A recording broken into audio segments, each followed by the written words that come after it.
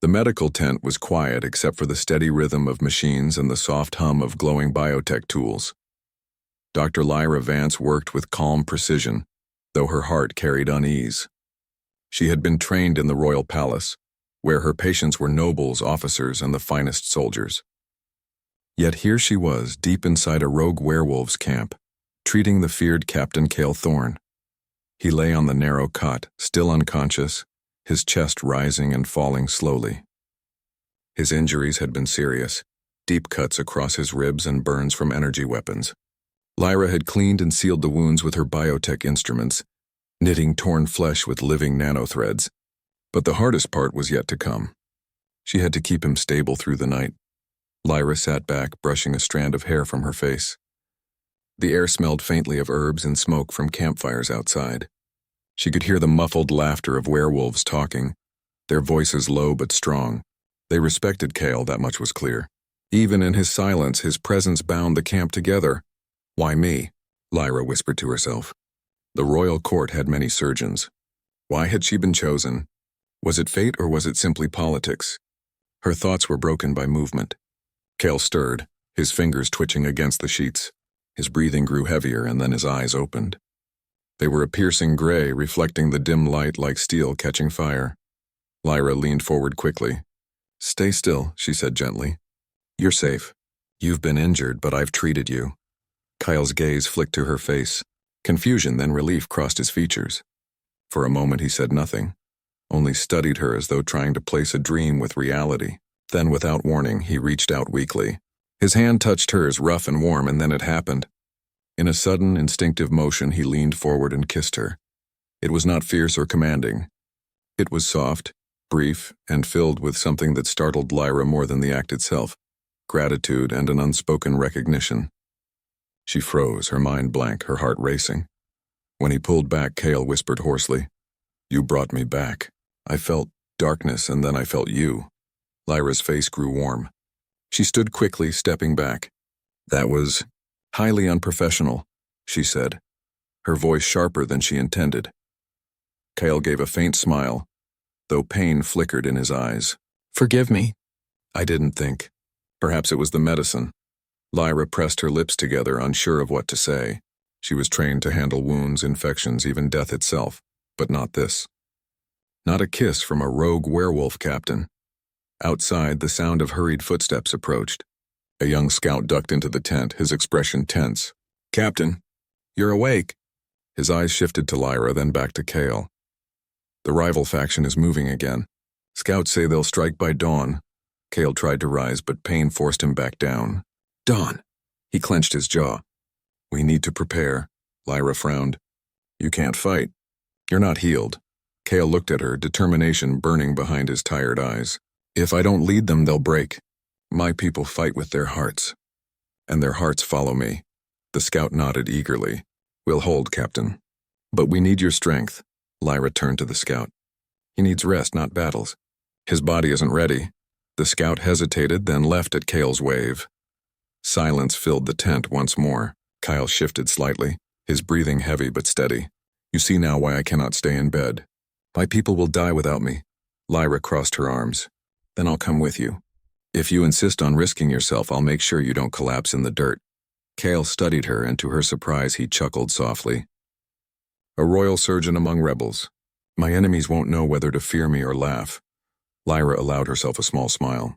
"Then let them laugh. They won't laugh for long."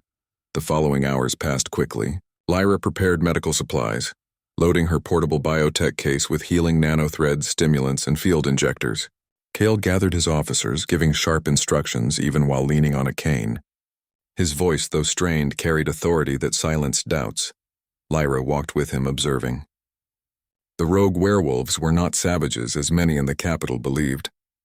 They were disciplined, coordinated, and fiercely loyal to their captain.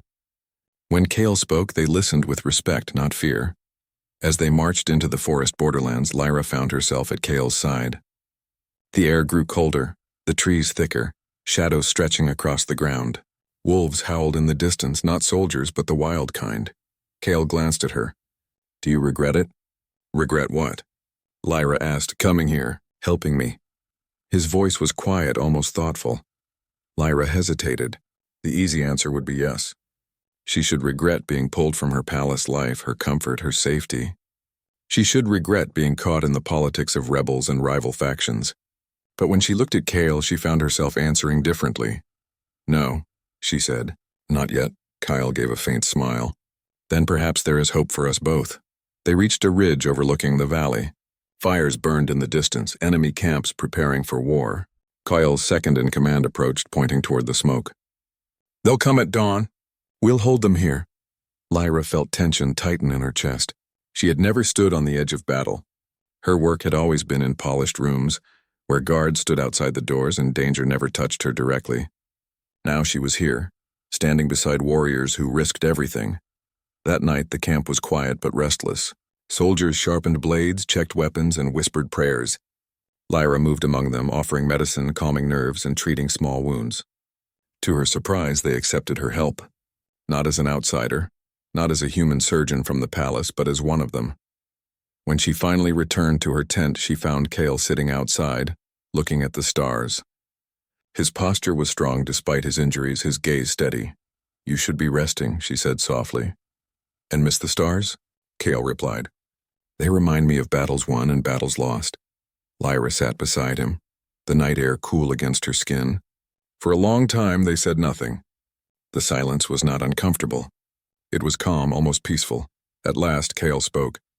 When I kissed you earlier, it was foolish. Lyra's heart skipped. She looked down at her hands. Yes, it was, but it was also honest, Cale said. His voice carried no shame, only truth. I saw life in you when I thought mine was ending. That spark, I couldn't ignore it. Lyra didn't know how to answer. She only felt the weight of his words settle deep within her.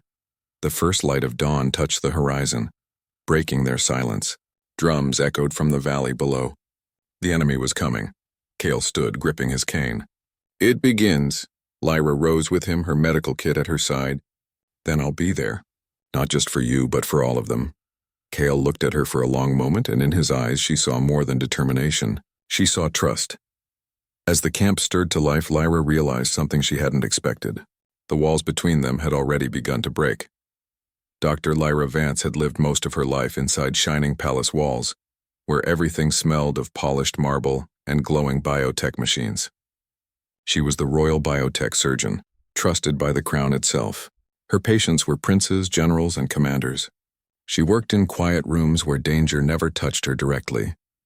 So when a messenger arrived one evening with urgent orders, she thought it must be some mistake. The court has chosen you, the messenger said, bowing low. You must go beyond the borders and treat a dangerous man. Captain Cale Thorne, leader of the rogue werewolves. Lyra stared at the message in her hand. Her fingers trembled. Rogue werewolves were outlaws. They had broken away from the crown many years ago, forming their own groups in the wild borderlands. The palace taught that they were violent, untrustworthy, and impossible to reason with. Why me? Lyra asked softly. There are other surgeons. Because you are the best, the messenger replied. And because no one else will go. That night, Lyra packed her tools, a portable biotech kit, small living machines inside vials, nanothread needles, and a glowing scanner that could see beneath skin. She also packed courage, though it felt thin in her chest. The journey to the borderlands took 2 days. Lyra traveled in a guarded convoy, though the soldiers with her were clearly nervous. The forest grew thicker the farther they went, and the clean air of the capital gave way to wild winds carrying the scent of pine, smoke, and earth. At last, they reached a hidden camp. It was not what Lyra expected. She thought it would be savage, filled with chaos. But instead she saw tents lined in order, fires burning in neat circles, and watchful eyes that followed her every step. The werewolves stood tall, their eyes shining faintly in the dim light. Some had scars across their faces, others carried weapons, but all showed respect when they stepped aside to let her pass. They did not speak to her, but their silence was heavy. The guard led her into a large tent at the center. He is inside, he said. Lyra entered. The man on the cot looked more like a warrior king than a rogue. His chest was broad, his hair dark and wild, his face strong even in sleep. But his body bore terrible wounds, deep cuts along his ribs, burns across his arms, and bruises staining his skin. Captain Cale Thorne. The infamous leader, Lyra set her kit on a small table. For a moment she hesitated. This man had fought against the crown. He had led battles that spilled blood. Why should she save him? But her training rose inside her. A patient was a patient. Her oath was to heal, not to judge. She took a deep breath and began. The first light of dawn spilled over the forest, painting the trees gold and green. Dr. Lyra Vance adjusted the straps of her medical pack as the camp prepared for movement. Soldiers sharpened their blades, secured armor, and checked weapons with practiced hands. Beside her, Captain Cale Thorne leaned heavily on his cane. His body was still weak from the wounds she had stitched, but his voice carried strength when he gave commands. Even in his fragile state, the werewolves obeyed without question. Lyra noticed the way they looked at him, with loyalty, with faith. She could feel the weight of his presence even as he struggled to stand. "We move east," Kyle said to his second-in-command. "The rival faction gathers in the valley. We'll intercept before they reach our homes." The officer bowed. "Yes, Captain." Lyra frowned. "You should be resting. Your wounds are not ready for long marches." Kyle turned his gray eyes toward her, calm but steady. "If I rest, they fall. If I fall, they break. I cannot lie in bed while my people bleed." Lyra bit her lip but said nothing more. Deep inside, she understood. His body was weak, but his will was stronger. The march began. The forest swallowed them as they moved along narrow trails. The air was fresh, carrying the smell of pine and earth. Sunlight trickled through thick leaves, dappling the path with shifting patterns. Lyra walked near the center of the group, her medical pack heavy on her shoulders. She had never traveled this deep into the borderlands. Every shadow seemed alive, every rustle in the bushes a warning. But the werewolves moved with calm confidence, as if the forest itself was their ally. Cale walked at the front, leaning on his cane yet keeping a steady pace. Lyra watched him quietly. His steps were measured, but there was no hesitation. He walked like a man who knew the land belonged to him. "Do you trust them?" she asked softly when she found herself beside him. Kyle glanced at her. "Trust who?" "Your people. You can barely walk, and yet you lead them into danger. If they falter, what happens then?" A faint smile touched his lips. "They won't falter. They are wolves. The forest is their blood. Even without me, they would fight. But with me, they will not only fight, they will win." Lyra studied his face, seeing the fire in his eyes. For a moment, she almost believed him completely. Hours passed. The march was not easy. The ground was uneven, roots tangled underfoot, and the air grew colder as the sun rose higher. Lyra's legs ached, but she did not complain. She refused to appear weak among warriors. Midday brought a sudden stop. Scouts rushed back, whispering urgently to Cale. Lyra caught fragments of their words. Enemy patrol, close by, moving fast. Cale's expression hardened. He raised his hand, signaling silence. The soldiers spread out, crouching low among the trees. Lyra's heart pounded. She clutched her medical pack, unsure if she should hide or stay close to Cale. Moments later, shadows moved in the distance. Figures in dark armor crept through the forest, weapons drawn. The rival faction. Cale's grip tightened on his cane. "Wait," he whispered. The enemy came closer. The air grew sharp with tension. Lyra held her breath, her palms damp with sweat. Then Cale gave a sharp signal. His soldiers burst from the undergrowth with a howl, steel flashing in the light. The forest erupted into chaos. Lyra dropped low, keeping behind a tree. She was no fighter, but her eyes never left Cale. He moved slower than the others, his body strained, yet his strikes were precise. His cane hit a blade, and he wielded it with practiced skill. A soldier fell wounded near her, clutching his side. Instinct took over. Lyra rushed forward, pulling out a nanothread needle. She sealed the wound quickly, her hand steady even as the battle roared around her. "Hold still," she said firmly. "You'll live." The soldier nodded, his face pale but grateful. When the fight ended, the ground was littered with fallen enemies. The rival patrol had been defeated, though not without cost. Several of Cale's men were wounded. Lyra worked swiftly, moving from soldier to soldier. She cleaned cuts, closed gashes, and injected small doses of nanogel to stop bleeding. The soldiers thanked her with quiet nods, their respect growing with each life she saved. Cale watched from a distance, his chest rising with heavy breaths. When she finally approached him, she noticed fresh blood staining his sleeve. "You're hurt again," she said sharply. "It is nothing," Cale replied. Lyra grabbed his arm, ignoring his protest. She peeled back the fabric and found a deep slice across his shoulder. Without hesitation, she pressed a Biotech patch over the wound. The living material crawled into the cut, knitting it together. "You call this nothing?" she said, her voice firm. Cale gave a faint chuckle. "You sound like a wolf mother scolding her cubs." Lyra glared at him but felt a smile tug at her lips despite herself. That night, the company made camp by a river. The air was cool and the sound of water rushing over rocks filled the silence. Soldiers sat in groups eating dried meat and bread. Lyra sat apart cleaning her tools. She felt the weight of exhaustion but also a strange sense of pride. She had saved lives today, not in palace halls but in the wild heart of danger. Cale approached, lowering himself onto a log beside her. His shoulder was bandaged, but he carried himself with quiet strength. "You worked hard," he said. "It's my duty," Lyra replied simply. He studied her face, his gray eyes thoughtful. "You could have stayed in the palace safe and comfortable. Why risk yourself here?"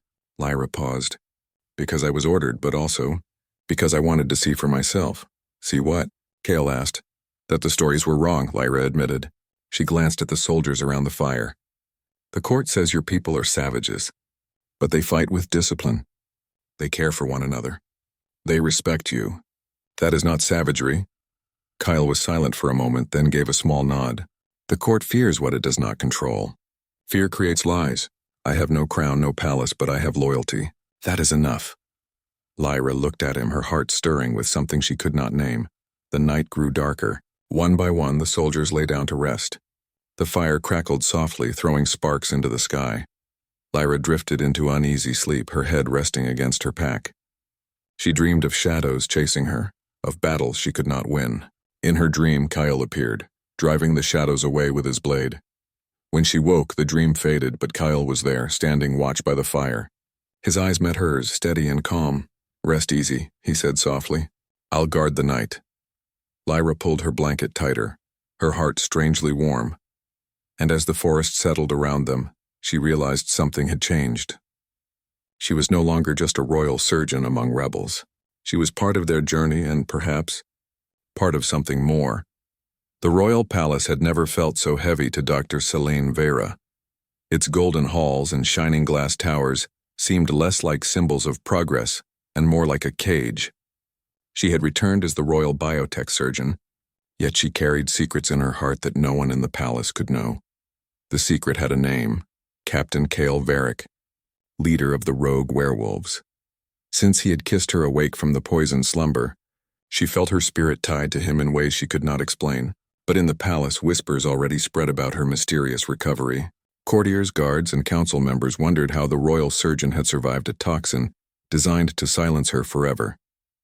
Selene moved carefully, wearing her usual calm mask. Her hands healed soldiers, her voice guided research teams, and her reports went to the royal council.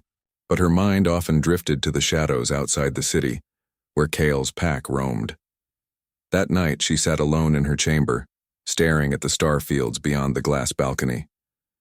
The hum of distant ships filled the silence. Suddenly, the lights flickered twice, a signal only she recognized. Her heart raced.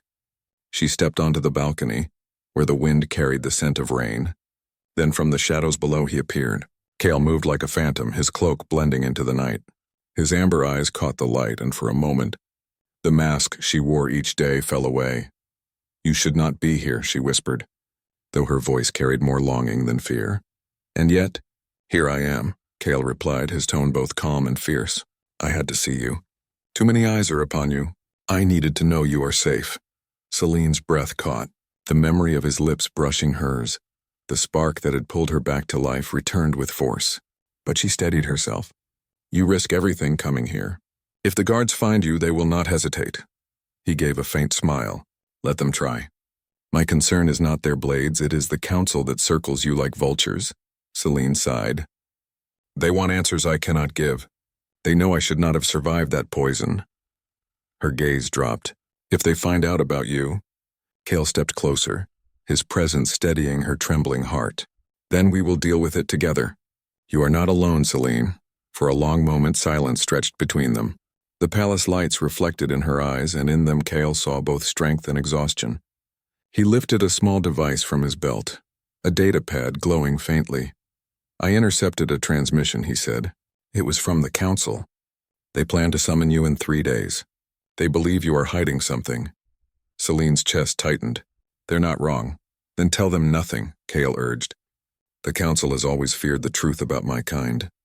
If they knew what passed between us, his voice lowered, they would not only punish me, they would break you. Celine turned her back to the balcony, staring instead at her hands. I was raised to heal, to serve the crown. But the moment you kissed me awake, the city was alive with tension. Soldiers patrolled streets and palace guards lingered in every shadow, watching for signs of danger. Dr. Lyra Vance moved carefully through the corridors, her mind burdened with both duty and worry. Each step she took reminded her that she was caught between two worlds, the palace and the rogue werewolves' camp where Kale waited. Celine had learned much since the night Kale kissed her awake. She had discovered that her heart was no longer fully hers. It belonged in part to the gray-eyed captain who defied rules, laws, and expectations. But the palace demanded obedience, and the council's eyes weighed heavily upon her. Dr. Vera, a council guard called as she entered the study. You are requested for questioning. Celine's stomach tightened. She had already endured suspicion and whispers, but now the council wanted answers again. She straightened her robe and followed the guard down winding corridors to the grand chamber. The doors opened to reveal the council sitting in their high chairs, their faces stern, eyes sharp, and hands folded over reports. Dr. Vera, High Chancellor Oren began, his voice calm but heavy with warning. We have received reports of your interactions with Captain Kale Varric. We understand that he has appeared within city limits. Explain this, Celine's heart pounded. She met the Chancellor's gaze evenly. I have no contact with him, she said carefully. I serve the crown and I have done nothing outside my duty. Whispers spread through the chamber. One counselor leaned forward, voice tight. Rumors are rarely wrong, Dr. Vera. A captain of rogue werewolves appearing near the palace. It suggests collusion. How can we trust you? Celine took a deep breath. I am a healer. My duty is to save lives. I will not lie, but I will not betray anyone unjustly. High Chancellor Oren studied her silently, then nodded. We will monitor you closely. Guards will remain posted. One misstep and you will face consequences. Celine bowed and left the chamber, her heart heavy. Outside, the cold wind hit her face, but it could not chill the fire in her chest. Kale's words returned to her mind. Tell them nothing. Protect yourself. Protect me. She knew the council's mistrust was only growing. If they discovered the truth about her feelings or Kale's presence, they would not hesitate to separate them. That night, Celine slipped quietly from her chamber under the watchful eyes of guards. She navigated the palace gardens, where shadows stretched long across marble statues and fountains. The city beyond sparkled faintly, but her attention was on the dark forest that lay just beyond the city walls. From the shadows, Kale appeared. His cloak brushed the ground as he moved silently, his eyes catching the faint light. You are brave, he said softly, stepping closer. Celine's chest lifted. I have no choice. The council grows suspicious. They are watching me constantly. Kale smiled faintly. Then we must move carefully. Tonight we are alone, but tomorrow, who knows? Celine looked at him. Tomorrow the council will send more guards. They will not let us meet freely. Kale's expression grew serious. Then we will have to act like shadows. Quiet, careful, but always together. For a moment they stood in silence, listening to the wind rustle the leaves. The world felt dangerous, but their presence together made it lighter somehow. Kale reached for her hand. You have healed many with your hands, but tonight let me heal your heart. You have carried too much weight alone. Celine's fingers brushed his. She felt the warmth, the strength, and the unspoken promise behind it. Her heart swelled with emotion she had long tried to ignore. I trust you, she whispered. And I you, Kyle replied.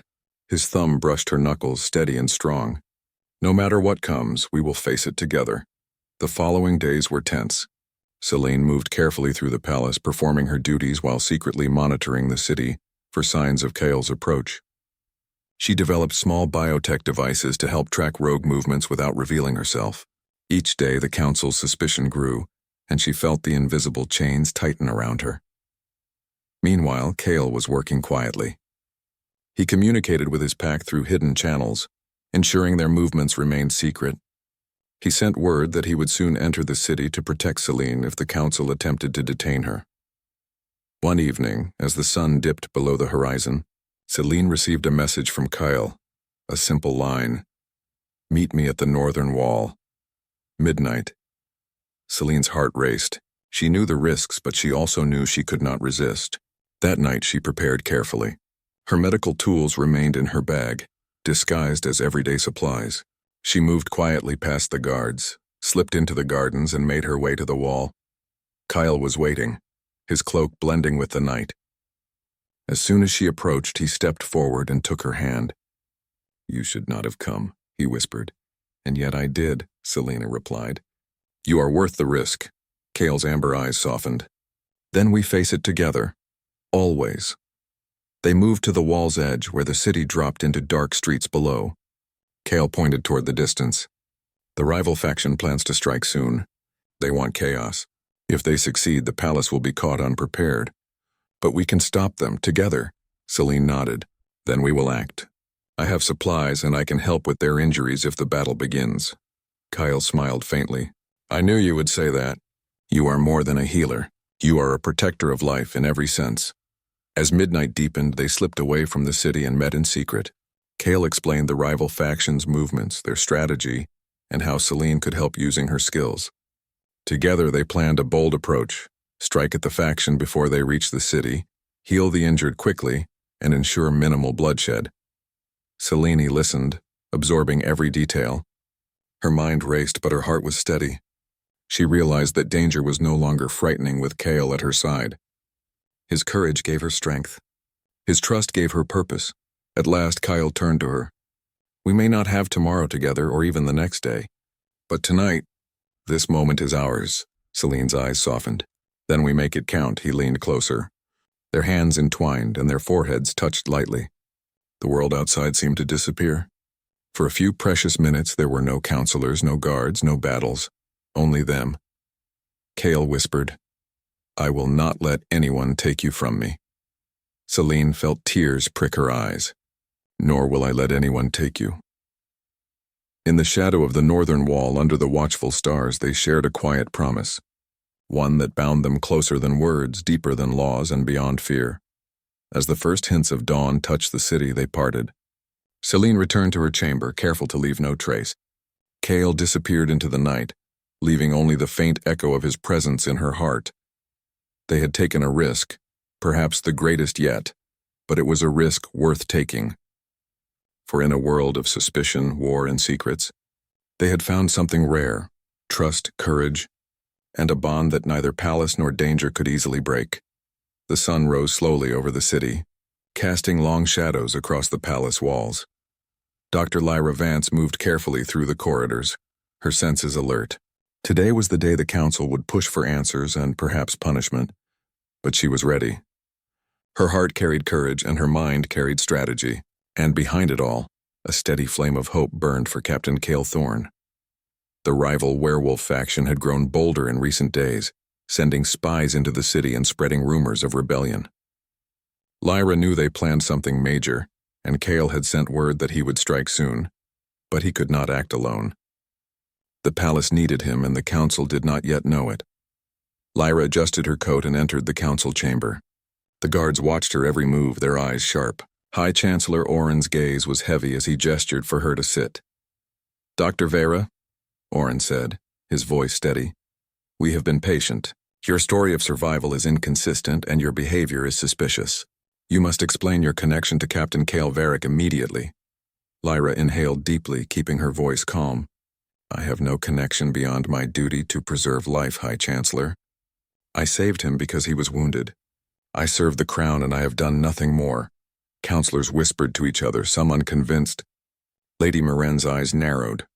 "Yet he appears in the city while you are present. Coincidence? I think not."